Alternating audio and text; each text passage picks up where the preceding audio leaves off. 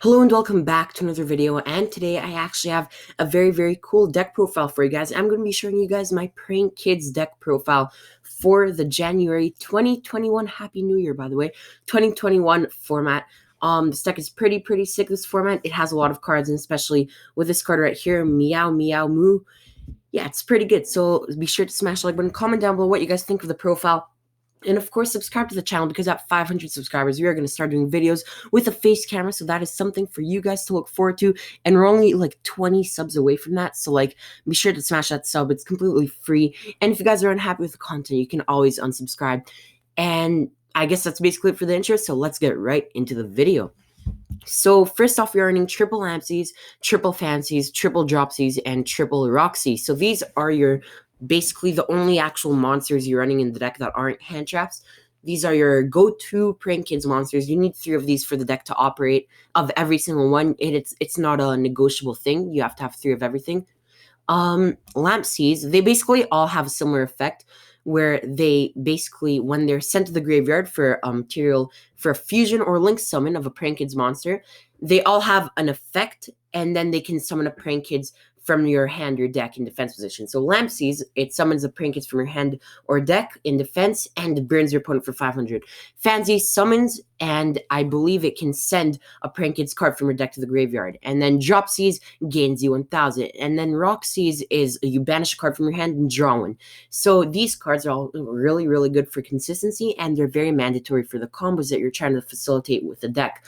All of these cards are absolutely mandatory 3-ofs in the Prank Kids deck, and I guess that's pretty obvious because they're all, Prank Kids monsters, but these are all really great cards, and Lampsies and Dropsies actually make the deck really good in time, and that's why it's one of the most annoying decks to play against in time, because they can just gain 1000 or burn you for 500 with like 20 seconds left on the clock, and then what do? Like, you're done the game, you won by time. So this deck is really great at doing that. It's even better than Cowboy for Game, which is, we all know how good that is. So that's basically it for our Prank Kids monster lineup. Very standard, but you would not cut any of these.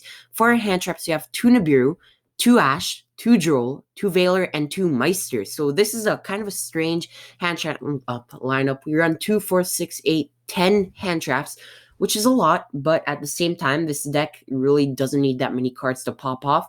So hand traps work really well with it. And Nibiru obviously stops Virtual World in a lot of decks in this format. Ash stops basically anything in the game. Droll is absolutely amazing against Drytron, which currently has the highest representation in the format. Veiler is just a really good generic card that can stop your opponent. And Meister is really good this format. You can switch out Meister for Bell, but I opted for Meister just because I personally just like Meister a bit more than Bell. But yeah, it's up to you. It's your choice. And these are both great against like Bell and Meister. So yeah, they're both really great. That's basically it for our monster lineup. All very good hand traps, very good monsters. Let's hop into the spell cards. First off, we have triple Prank Kids Place the Field spell. This card is the most expensive card in the main deck, but it is really worth it. It searches a Prank Kids monster, so it's a searcher, and it chain blocks all of your Prank Kids for their effects and when you summon stuff. So it's really nice to have, because usually you're going to go like chain link 1 Lampsies, chain link 2 Fancies, chain link 3 Dropsies, and chain link 4 Place. So they can't chain to them or ash them because it's chain blocked with Place. So it's really good for that. Not to mention the fact that it boosts monsters that you control if you fusion summon. Well, not fusion, just it boosts like monsters you control by 500, and it has a lot of effects for if you fusion or link summon a Prank Kids monster, which is really cool, and just a really good card. And that's actually why we're running 4 of these, including Terraforming, which makes us run 4, obviously. So yeah, we have triple Place, the one Terraforming, so 4 Place for the consistency. So overall, we are running 3, 6, 9, 12, and then another 4. So that's 16 Prank Kids monsters in the main deck. So very consistent. We have triple Prank Kids Pandemonium. It's a quick play fusion spell for the deck, and it is really good because it basically opens up all of your combos. It's searchable, and not to mention your opponent's turn, it lets you have a quick play Raigeki with Battle Butler. So yeah, it's really cool. And it's part of your end board. Usually you can choose to either go for blowing up all of your opponent's back row in their turn, or blowing up their monsters twice in all of their turns. So yeah, triple Pandemonium, mandatory in the deck. The one Praying Kids breaks. I've seen a lot of people around this card at 2. I personally think you really don't need more than one of this card. It's a great card, but any more than one is pretty much overkill for it. Yeah, it just summons a token and it shuffles back 3 Praying Kids monsters and draws one. It's a great card, but really, if you open more than one, then you brick on it like really badly, and I really don't want to do that. We have triple polymerization. While it may look weird to you guys, polymerization is an amazing card in this deck. We have 6 fusion spells all in all. It's not bricky at all. This deck is insanely consistent, and polymerization helps you push in the thing, I guess, in the game. Yeah. We have the one Called by the Grave. Called by the Grave obviously stops your opponent's hand trap, so that is very, very good. Along with the fact that Upstart Goblin just makes it a 39 card deck, which is really great just for consistency. 39 card deck, absolutely amazing. Onto our traps, you have double Praying Kids Plan.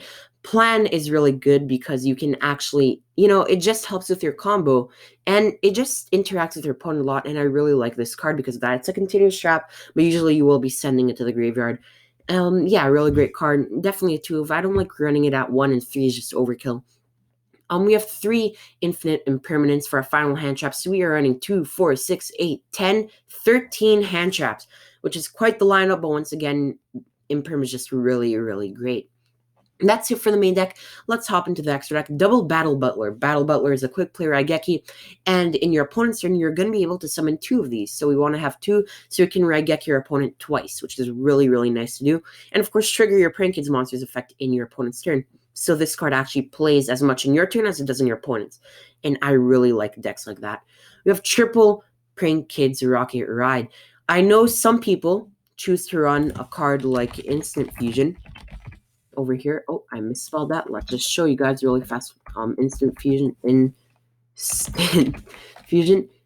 I cannot find it, but regardless, Instant Fusion, which summons a level 5 fusion monster from Extra deck, and you guys can run that in place of Upstart. I fully support that decision. It's a really, really great card, but you can hard summon this card really easily, especially with 6 fusion spells, and it just brings out your Praying Kids monsters, so it's just a really, really big plus, in my opinion. So triple Praying Kids Rocket Ride, I would not cut this card down to 2 ever. This card's just busted. We have 1 Weather Washer. Weather Washer is nice to have. It is a bit situational, but once again, it's really nice to have, especially in the weird scenarios. If you don't have a play, Weather Washer can really push you to the point that you want to be in. We have the 1 Totally Awesome. Totally Awesome is obviously one of the most busted cards. And you summon it with 2 dropsies, which may sound a bit hard to do, but it's really, really simple. And actually not that hard at all. Not to mention that your Weather Washer is in Aqua Water, so that's a little bit of synergy over there. So yeah, the 1 Totally Awesome. On to our Link monsters, we have the 1 Praying Kids Rip Roaring Roaster. This is basically the quick play Heavy Storm Duster. Not Duster, the quick play Heavy, I guess, what's the card called? Harpy's Feather Duster. The quick play Harpy's Feather Duster, which all in all just makes it a really, really great card. And that's why we are running the 1 Praying Kids Rip Roaring Roaster. You can choose as your end board to either go for Battle Butler or the Rip Roaring Roaster as your final setup. So yeah, that's really, really great. You summon in your opponent's turn, which once again is really, really fun. For your end board, we have double, or not your end board, we have double Praying Kids Meow Meow Moo. This card is great for facilitating your combos and allows you to pop off. Because it just requires the 1 level 4 lower Praying Kids monster, it's really a combo starter because you can just normal summon any of your Praying Kids, link it off for Meow Moo, and then get their effect. Not to mention it protects your stuff by banishing it from the graveyard. So it's just a really, really great card for the deck. It's a link 1. It has a great arrow. And yeah, I would not cut this card. Definitely an amazing 2 of. 1 of is way too little. 3 of is overkill once again. So 2 of this card is the perfect, perfect sweet spot. Next up, we have double Praying Kids Dodo Doodle Doo. Dodo Doodle Doo obviously is one of the most mandatory and best cards in your extra deck. If it's linked someone, you just add a Praying Kids Flower Trap card from your deck to your hand. So it searches basically your Pandemonium, which is absolutely busted. Not to mention that you contribute it and target 2 Praying Kids cards with different names in your graveyard and add them back to your hand. And that it's a really big plus. And it also coordinizes with Fansies because it sends, so you can add back what you send with Dodo Doodle Doo. On to our next card, we have Bow Wow Bark. I love these cards' names, by the way, if you guys couldn't tell. Bark is amazing because it's part of your actual end board because you contribute it, then target 2 Praying Kids cards with different names in your graveyard, add them to your hand, and then as you can see over here, It also, yeah, you just link summon it with it or get rid of it in your opponent's turn.